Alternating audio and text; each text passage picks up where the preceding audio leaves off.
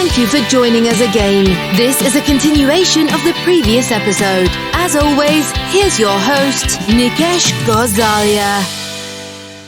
I know that there is the research excellence framework in the UK and perhaps many other countries, trying to adapt to it or maybe customize it to their requirements as well. Just like anything else, there are maybe two sides to the story. There has been some criticism around the research frameworks, but at the same time, UK in many ways has led just coming up with a framework and perhaps, improving it every 6 years. Just in terms of your opinion on the research excellence framework, does it work? Do you think universities need it? And if there are changes to be made, what would be your recommendations, Phil? Yeah, that's a big question. It's interesting, actually, because I think a lot of academics love to hate the REF, as we call it, the Research Excellence Framework. It used to be the RAE in a previous incarnation. A lot of academics hate it. It's high stakes. It's grueling. It's a huge bureaucracy. It obviously puts a lot of pressure on individuals around their performance. So it is a huge and unpopular exercise and expensive as well to administer. But I have to confess, actually, I still believe it's a really, really important principle. On two levels. One, on the most rudimentary level, I think evaluating quality of research nationally is important. I think the transparency is always good for taxpayer funding. We do want to understand taxpayer funding that is incredibly hard to come by in difficult times is being spent well, and that universities are accountable for that and they are assessed for that. And there's no question that I think since assessment was introduced, the quality of British or UK research in general has been improving. I think that competitive element drives performance, focuses attention, focuses mind. So I think there is a fundamental point that it's measurement is important. But actually what it does as well at the REF in Britain is that it is a really important source of funding. So we have the dual support funding system, which I think is brilliant. And perhaps one of the reasons why the UK does actually punch above its weight. The UK is relatively underfunded in terms of research. We're way behind the OECD average in terms of the proportion of our GDP that we spend on research. We've been talking about trying to hit the 2.3% for a long, long time. We're way short. We're a long way off. We are worse funded in research than a lot of other nations, and yet we still perform incredibly well. And I think part of that is the evaluation system, but also this dual support element. So we have the research councils who will give out grants for specific projects, a competitive basis. You bid, you succeed or fail, you get grants for a specific project. And that's the lifeblood of many academics' day jobs. There's a controversy there about how high the failure rates are, how much time is wasted on failed grants. But ultimately, that grant system is, directed. We've got funding for these key areas, and you go and bid for that funding. But the Research Excellence Framework funding is what we call QR, just quality research. And based on that exercise, universities just get this massive lump sum. Well, it's not always massive, but they get a lump sum that says we've evaluated your research on the basis of your excellence or your strengths. We're going to give you X amount of money, and it's yours, and you can do what you want with it. And for me, that's a really important principle because it effectively protects academic freedom. It protects that really rare opportunity for universities to have blue skies thinking, to have curiosity-led research, and it almost protects the sort of framework of academics and scholars pursuing curiosity, pursuing a blue skies approach. And they're often the ways that create the biggest breakthroughs. The most important research might come from areas where you don't know what the outcome will be, you don't know where it's going. So it balances the applied research saying we have a problem, we need to solve it, or we have a widget we want to invent. And the other area, blue skies, we want to understand the world better. And we don't know if it'll be worth any money. We don't know whether we'll make a breakthrough, but we need to understand this. And by understanding it, you sometimes get the greatest breakthroughs. Over the course of history, so many of the biggest breakthroughs ever have been through research projects that didn't have a specific outcome in mind. They were byproducts. So I think the dual support system that the Research Excellence Framework funds is brilliant and really, really important, and has been very successful for the UK. I think within that, of course, you have a lot of criticism of specifics. What are the metrics? What are the levers? And obviously, the minute money's attached, and actually in the UK, it's not just the money that's attached to the Research Excellence Framework, it's the prestige that's attached. It does inform how universities are perceived, how their league tables in the domestic scene are perceived. So reputation-wise and funding-wise, it's very, very important. So, of course, what you do find there is gaming. You do find universities doing whatever they can to game it, whether that's the controversial bit, in the past, excluding scholars, saying they're not research active, not submitting them, so their careers are sort of damaged and they feel, it's a slightly humiliating thing to say you're not going to be submitted, you're not research active. There's all sorts of gaming around, do you go for quality or quantity? So do you submit only a very small number of your very best researchers to get a good score, but obviously you don't get much funding? There was a terrible transfer market where it's almost like the Premier League football, where the top researchers would be paid huge sums of money to defect and take their teams to another university, and they take their research with them. So it's not like a footballer who scores goals for Barcelona and then gets headhunted by Manchester City. They don't bring their goals with them. They have to start again. But so there's a lot of gaming and a lot of manipulation because the stakes are so high. But actually, each time around, they try and refine it. They try and improve it. They try and reduce gaming and tighten it up. And ultimately, the heart of it is a massive peer review exercise, human judgment, peer-to-peer expert judgment that sits on top of it all. So despite the fact that it's hated and it's problematic, I have to confess, and I'm not making myself popular here, I actually think it is a positive force for UK higher education. And I'm sure I'll get a lot of criticisms of that, but fundamentally it does the right thing for the right reasons. I'm hoping that a lot of listeners are football fans like me. And I think that analogy was really well mentioned. And, I think, you hit home the point. Looking forward, Phil, I don't know if I can say that we are probably out of a pandemic or just, on our way. And during the last 2.5, 3 years, all of us and all of the industries had to adapt and make a lot of changes. Just looking forward, maybe due to the pandemic or even otherwise, how do you see the next 5, 10, perhaps 15 years as far as higher education is concerned? I think there's no question that the pandemic massively accelerated our understanding of the role of digital remote learning in higher ed. Obviously we were all forced overnight to go to remote learning. I think that what's probably been misunderstood is that a lot of cases people thought, it just means lectures have moved onto Zoom and they're boring and they're passive and it's all a bit inferior. But I think what's been clear to me is that there are cases of great innovation and great excellence and good practice in teaching in a remote environment with digital support. So there's no question there's been a very rapid acceleration of our understanding of that world, our ability to harness that world in a positive way. So I think there's probably a sense that there's no fully going back to the old ways. Of course, students want to be back on campus. Of course, the campus environment is still really important. Of course, in-person lectures have huge value. In-person interactions have huge value. But I do think we'll see a more hybrid world, where we try and harness the best of both. There's a lot of merit in being back on campus. There's a lot of merit in meeting face-to-face. There's huge advantages to that.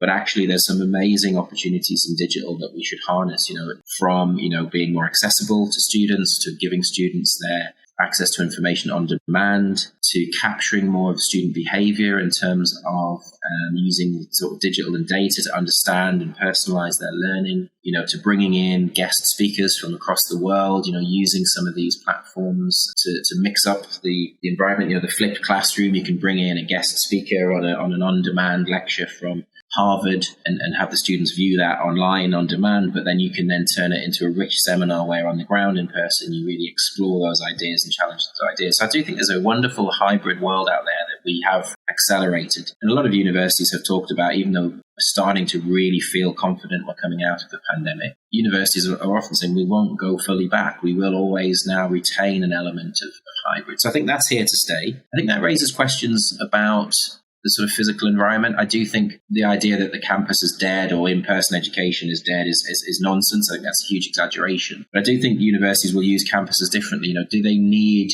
a lecture theatre for 400, 500 students when they're all sitting in silence listening to a great, wise scholar? Is that an appropriate way of learning anymore? You can get that online. Should you use the spaces for more interactive learning, for more collaborative learning, smaller groups, seminars, problem solving? So maybe the traditional lecture is starting to phase out and to lose its relevance, even though it's been in place for centuries and it's been effective. I think people are recognizing it's not the best way to impart knowledge. So that's an issue. I think assessments, the forced move away from everyone sitting in an exam room in silence for 3 hours has probably asked people to say, hang on a minute, is that really how we should assess people's ability to thrive in the workplace or their ability to thrive in society? Do we ever really have those sorts of assessments? Should we not rethink assessment and be more thoughtful about how we challenge and test students' knowledge? How do they prove themselves in the real world? It's usually through teamwork, through problem solving, etc. So I think there's those sorts of changes will be permanent and accelerated. And I think it's good. I think it'll enhance the overall student experience. I mean, in terms of the future, one of the major pushes that we see everywhere is lifelong learning and micro-credentials. I went to a tech summit in Saudi Arabia not long ago, and a very senior chief executive of a learning platform said, oh, well, what Spotify has done for music, what Netflix has done for entertainment, what Airbnb has done for the hotel industry, we're going to do for higher ed. And the hype was crazy that, who needs a university when you've got an education platform where you can just take bite-sized courses, MOOC courses, micro-credentials, build your own credentials. And I think that hype is misplaced. I think universities have been around for centuries for a very good reason. There's very important reasons why a 3 or 4 year degree, an immersive deep learning degree is right and appropriate. I think those skills and that type of learning will be essential for our future knowledge economy, the digital economy. We need problem solvers, deep thinkers, critical thinkers, communicators, contemplative people to get us through the future of uncertainty around AI, etc. But I think lifelong learning will be massive. So the set of skills you learn at university should be lifelong skills, qualities and attributes rather than actually technical knowledge, because your technical knowledge will need refreshing a lot. So I think a lot of flexible, a lot of on-demand, a lot of micro-credentials, a lot of credit accumulation transfer will be a normal part of education now. Hopefully your degree will teach you how to learn how to think, but you'll perhaps have to keep going back to either universities for small courses or other providers in the private sector for bite-sized chunks, micro courses, flexible learning throughout your life. But I don't believe that the traditional university model is going to be fundamentally disrupted. I just think we're going to have a more blended economy, a more mixture, more entrepreneurial universities. But for me, the core 3 or 4 year immersive full-time degree will still remain incredibly popular and incredibly important. We just need to be flexible and creative around the edges of that in terms of widening access and letting people access smaller chunks of learning throughout their lives. I fully agree with you. I think, yes, there'll probably be, some enhancements. There'll be changes to make the whole experience perhaps just more engaging, seamless, but the fundamentals probably won't change. Personally, even, I've decided to kind of go back to studying, to upskilling myself as part of lifelong learning. So I agree with you, Phil. I know you briefly touched upon AI. To kind of elaborate a little further while talking about the future of higher education, do you think technology, specifically, things like AI, do they have a place in higher education, or do you think it's highly controversial? There are some ethical issues. I think it really depends on the application. I think on one level, inescapable. I think AI is just going to become more and more of a part of our world. It's going to be developing so dramatically. It'll be much more of an important part of our economy, much more of an important part of our daily lives, and also the workplace. Certain roles and skills could easily be replaced by more autonomous thinking machines, etc. So there is a sense it's inescapable.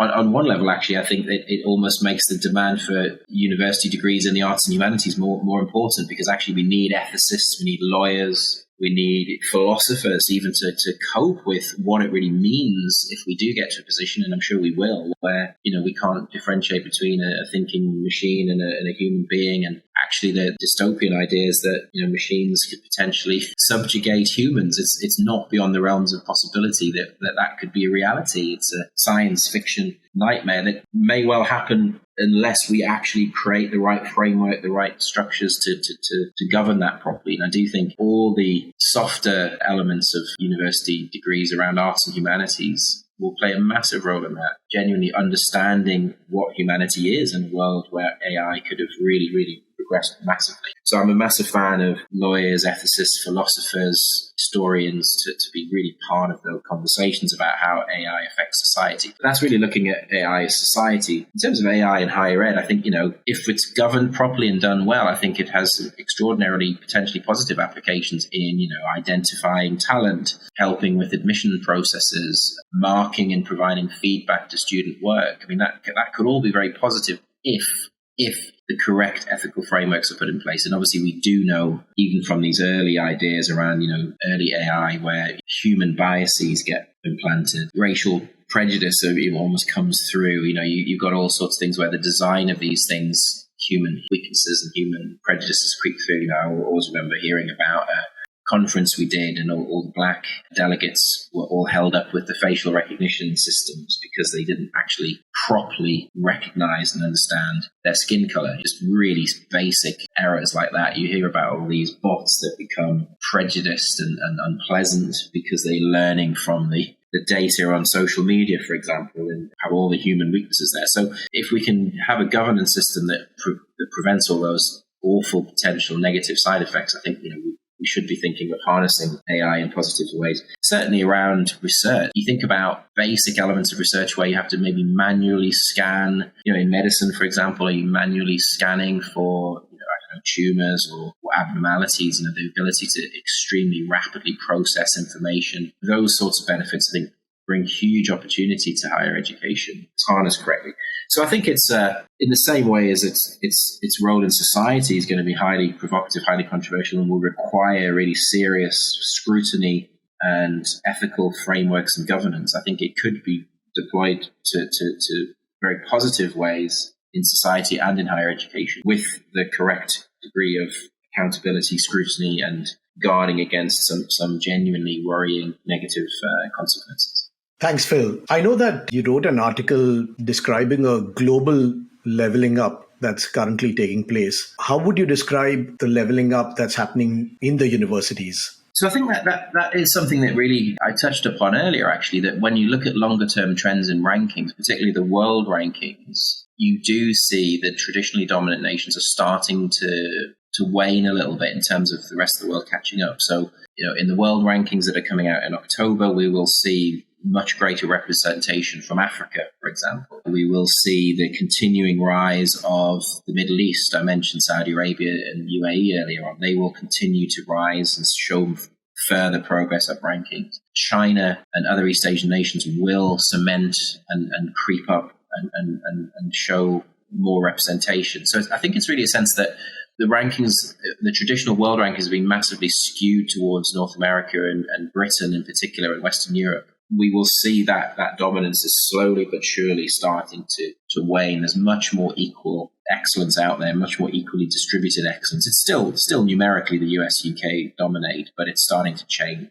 And I think that hopefully has a virtuous circle element that other nations get more prominence, other nations are better at retaining talent. There's not just such a straightforward brain drain from east to west, because that's traditionally been the case, hasn't it? If you're a student in India or a student in China, if you want the best education, you've always thought, well, I'll move, with the exception of IITs in India, I'll move abroad, I'll go to Britain, I'll go to America. That's changing rapidly now. There's many more universities in Asia, Central, Southern and Eastern Asia that can say we are world class now. We can keep hold of more of our talent. So there'll be a virtuous circle. They're rising up rankings. Hopefully that means they retain more talent, they retain more equal collaborations and partnerships, and they strengthen further, and it's good news for the world. So that was my main point around leveling up. The other point that I'd make as well is that even our sense of what excellence is starting to change. I spoke earlier about the Sustainable Development Goals, and there's no question for me that actually the way the global sector has embraced impact and the SDGs as a mechanism for showing their excellence is almost starting to change how we perceive excellence. Is Harvard, let's say, Harvard is one of the very best universities in the world because it has very, very comprehensive excellence. It has world-class researchers across all departments. It produces research that's, the most prestigious. It attracts the best students. That's excellence in one measure, but what about excellence in social mobility? Harvard's not leading the world in giving opportunities to the most talented young people from deprived backgrounds. It's not doing the best job in terms of making sure the doors are open to talent from wherever the talent comes from, with whatever social backgrounds. And that is a form of excellence as far as I'm concerned. It's a role in society that's important. And so similarly, you might have, one university might get a Nobel Prize for a cancer treatment that's effective, but another university might not be doing that work, but they might be training, legions of nurses and healthcare workers that do such important work on the front line that saves many lives in sub-Saharan Africa, for example. So I just think understanding excellence in different ways and understanding the contributions universities make can be multifaceted and highly varied is starting to change the way we look at excellence. And in those impact rankings, the nice thing is that, yes, we have UK Russell Group universities in the top 10, but we also have far less wealthy, far less prestigious universities from all over the world excelling in those rankings as well. So that's part of a leveling up as well, that it's not just rich Western universities that dominate. We're discovering types of excellence in other parts of the world. So, yeah, I think it's a really positive force across higher ed that we're seeing more diversity and more global equality. And hopefully that drives further global equality as well.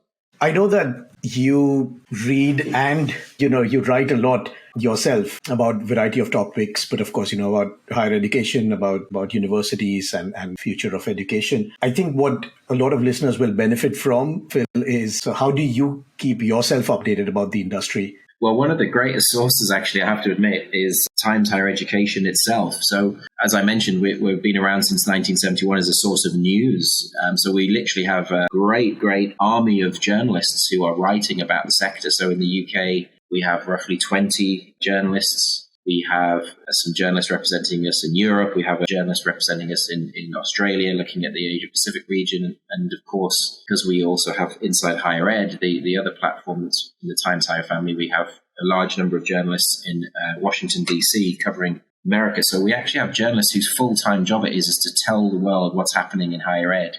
So all of those individuals are experts in their field, who give news and analysis and commentary on everything that's going on in the world. And that's, for me, being immersed in that means I feel like I'm one of the best informed people out there.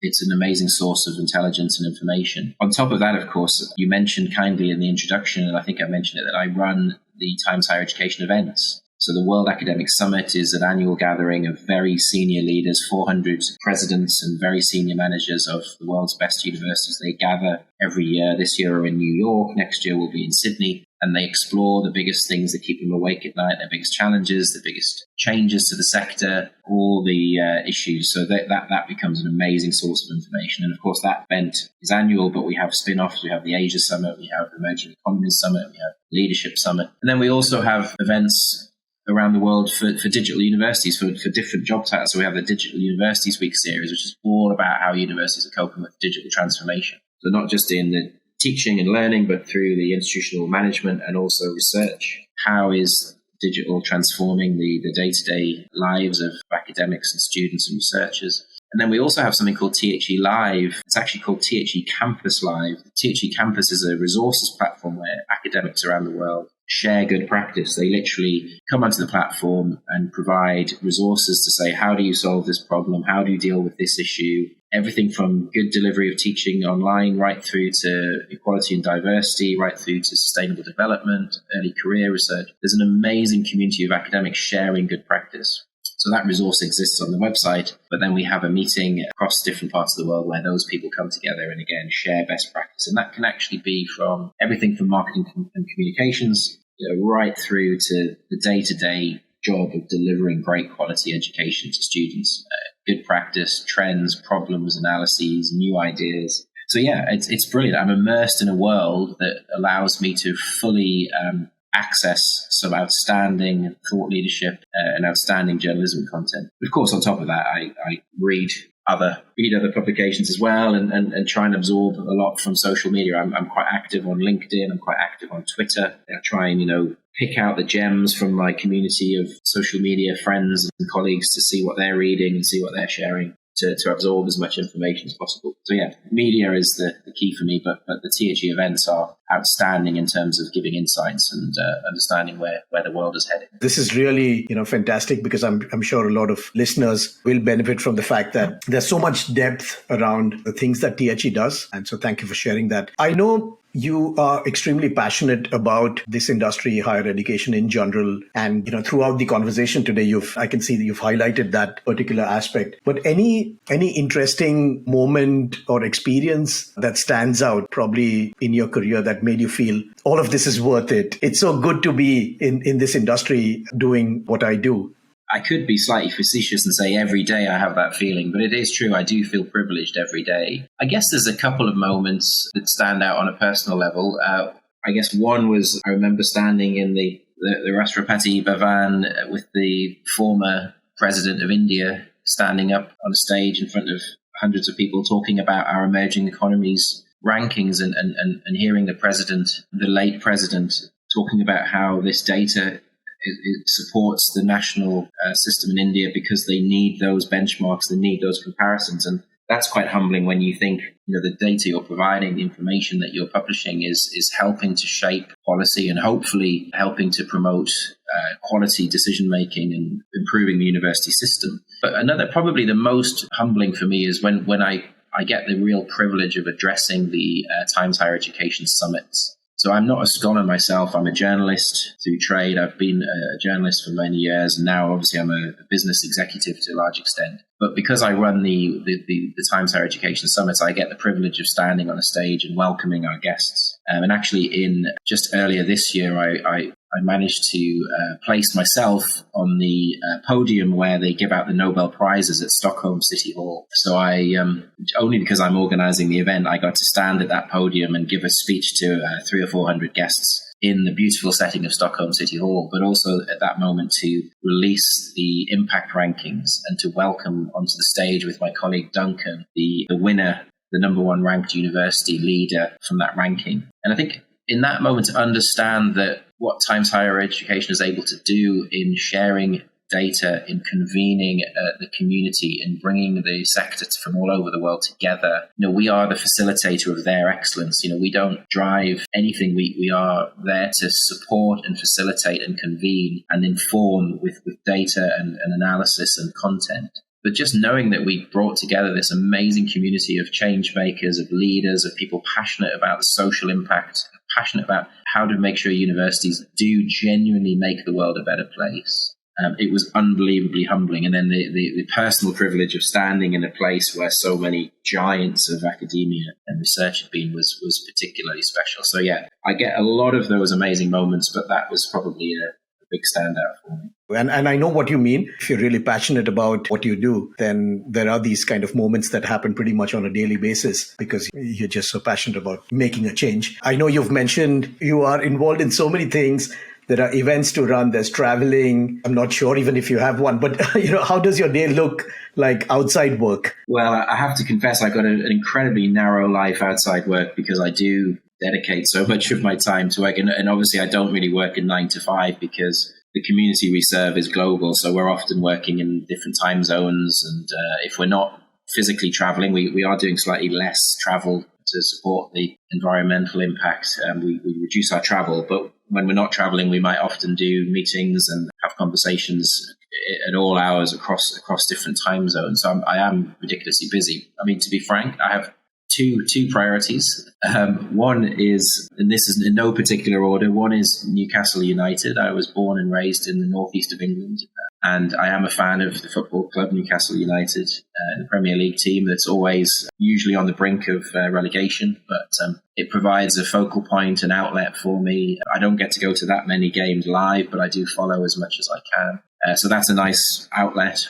And also link back to my home community. I've lived in London for 30 years now, but I do feel strongly about my home roots and get up there as much as I can. So that's one passion. And my other passion is I do have two kids who are reaching one 18-year-old and one 16-year-old. So their own, making sure I'm as supportive as I possibly can be of their own ambitions and their own goals and dreams, and to be there for them. I don't often talk about my kids because I think they deserve that privacy, but they're my priority. Thank you. Thank you for sharing that, Phil. I highly appreciate that. And being a football fan myself, like I said, I'm looking forward to the new season and lots of changes at Newcastle United as well. So hopefully they'll have a great season. We have another hour podcast about Newcastle, to be honest, but now is not the time.